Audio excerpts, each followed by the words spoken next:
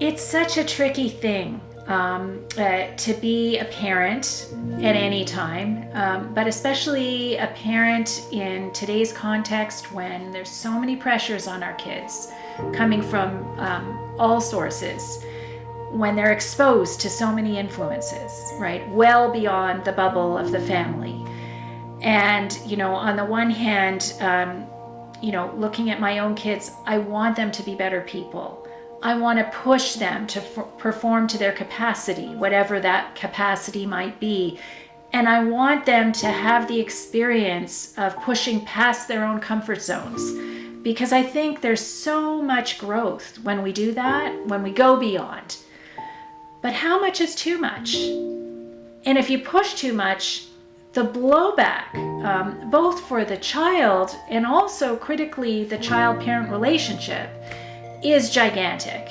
And I think this is a really tricky dance that I don't have any immediate magic formula, but it's the equation that's in my mind all the time. So when my kid comes back with a report card and I know it doesn't reflect their potential, I really bring a lot of thought to how I respond to it, because I don't want them to take away the message that somehow they're no longer worthy, or that somehow my confidence in them is shaken, because I think it's so important that kids believe their parents have faith in them, right? But at the same time, to try to get them to a place where they want more for themselves. Man, it's hard. And I mess up a lot. I think I have to say that.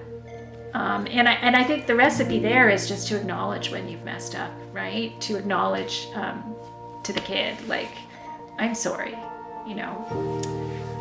Yeah, it's really tricky.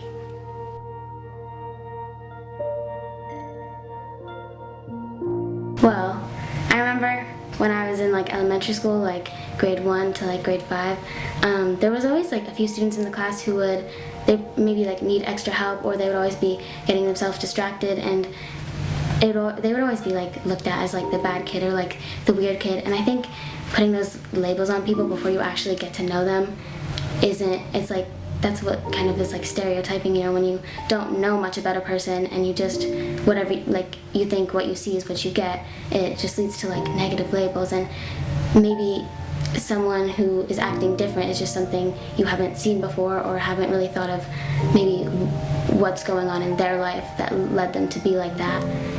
And so that's labeling. I don't think it's good.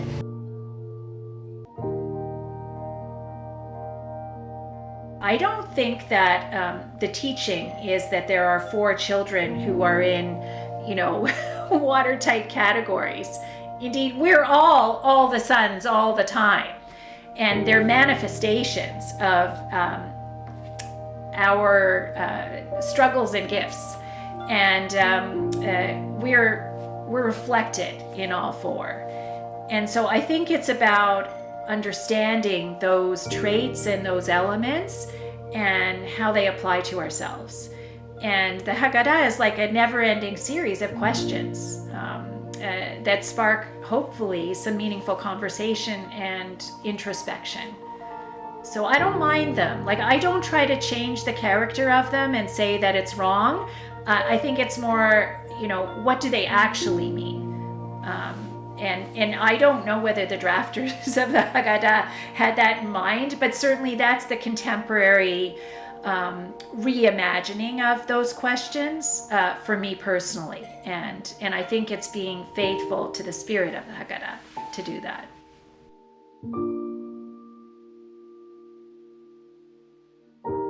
I've been in my profession for almost 4 decades. Next year it'll be 40 years, which is a long time.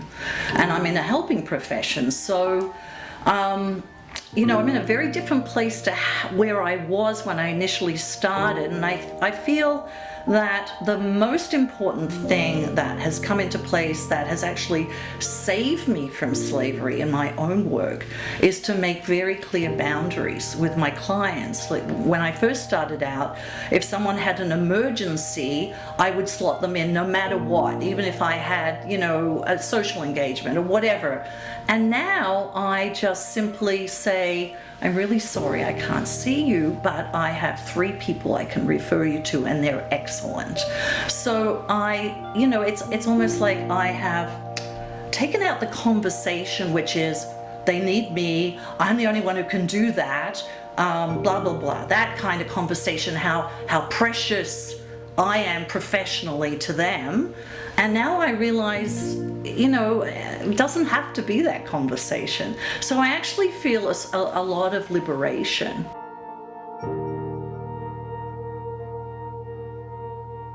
Well, thinking about next year in Jerusalem, I always think, not literally next year in Jerusalem, although that would be nice. I think about, okay, so if there's something, the ultimate about being in Israel, being in Jerusalem. But, I've internalized that. And for me, it's about, what is your own personal Jerusalem? I mean, where do you need to step up? Where do you need to wake up? Where do you need to be fully and totally and vitally yourself? And so that's how I see it. So I see it as one of those, not checking off the boxes, but moving into the best possible version of you that you can be, and just to keep on evolving. And so that's the message I hear about next year in Jerusalem. Just keep on evolving. Don't get stuck. Keep on evolving. I think a lot about that line because I remember it as a kid growing up, hearing it, at the Seders and in other examples. And then a time when that line really stuck with me is when I was in Israel, and I was there for the high holidays in September, and I observed it in the Orthodox tradition to the T because of where I was. And on Yom Kippur, we went through the whole process of all the holidays, and it was exhausting and interesting and a whole mix of things. And I, fasted the whole day along with other people, and we were at the synagogue on Yom Kippur, and at the end of the day, that was kind of the final line, next year in Jerusalem, but I was in Jerusalem. So it was really this special moment. Everyone was dancing and all excited, even though they'd all fasted all day, and it was, this tough period of really reconciling with yourself and what in your future and what you wanted to do. And this moment of joy where everyone's just dancing and singing that, and I had a lot of emotion because I really felt like, wow, I'm here in Jerusalem, which is incredible. I mean, people have fought for this. People still want to be there and to be in the position that I am, and felt so grateful. I felt a lot of gratitude, and I also felt like, I really felt the power of that line about how we're always kind of looking forward. I mean, we want to be present and grateful for the present, but also to look forward and see, what else do I want? What else is out there?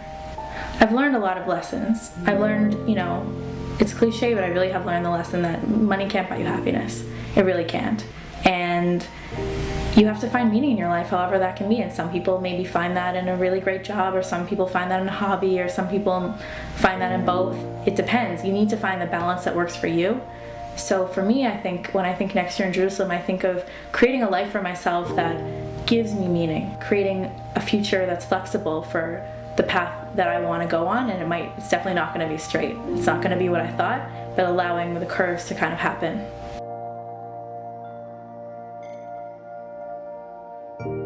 The longing doesn't only have to be painful. It can also be like an excitement for the next stage, without saying you need to, there's still 40 years of wandering in the desert before you get to the promised land. Like, there's still the journey is all part of it, and there's I am enjoying the journey as much as I'm enjoying any particular thing that's coming next for me.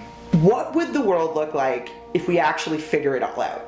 If we actually figure out how to live sustainably in line with this planet that nourishes us, and we're good to her, back.